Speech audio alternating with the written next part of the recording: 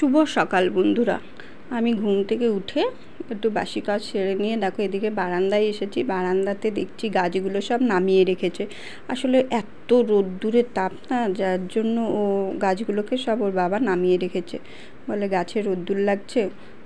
ঠিক আছে। তারপর দেখো এখানে একটা নীলকণ্ঠ গাছ কেমন নিজে নিজে লতিয়ে উঠে পড়েছে। তারপরে এই যে এত রোদ্দুর বলে দেখো সব গাছপালা সব নামিয়ে রেখেছে। লঙ্কা গাছটা বেশ বড় হয়ে গেছে।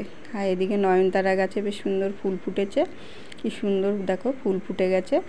আর এদিকে পাশে যে নয়নতারা গাছটা না, সেটা দেখতে কেমন সাদা সাদা মতো কেন হয়েছে জানি না, মনে হয় গাছটা হবে না। দেখো কেমন দেখতে হয়েছে না গাছটা। তারপর দেখো এখন আমি একটু চা করে নিচ্ছি, একটু লিকার চা করে নেবো, চিনি ছাড়া চা নিয়ে নিলাম। নিয়ে আমি সকালবেলা এখন চা বিস্কুট খেয়ে নেবো, নিয়ে তারপর বাদবাকি কাজগুলো সেরে নেবো। তো এই হলো। তারপরে সকালবেলা ছেলেকে জিজ্ঞাসা করলাম কি খাবে, না ও বললো ম্যাগি খাবে। তার জন্য ওর জন্য একটা ম্যাগি করে দিয়েছি।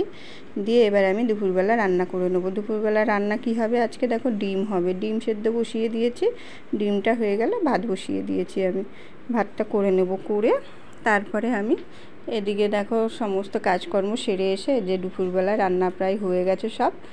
এবার কি রান্না করেছি, যদিও এই সোয়াবিনটা আজকে আমি রান্না করিনি, এটা কালকেরটা ছিল।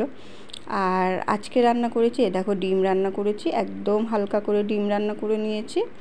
আর এদিকে ঢ্যাঁড়স দিয়ে কুমড়ো দিয়ে একটা তরকারি করে নিয়েছি। এই তরকারিটা আমার খুব পছন্দের। তো এই ছিল। আর সঙ্গে নিয়েছি একটু আমের আচার। এই আচারটা এই বছরের না, আগের বছরে এটা মা পাঠিয়েছিল, সেটা ফ্রিজে ছিল, ফ্রিজ থেকে একটু বার করে নিয়েছি। এই আচারটা দিয়ে কিন্তু খেতে দারুণ লাগে, টক ঝাল মিষ্টি আচার। তারপরে আর সাথে তো ভাত ছিলই। এই ছিল আজকের। তো আজকে আর কিছুই করিনি রান্না, এই ছিল।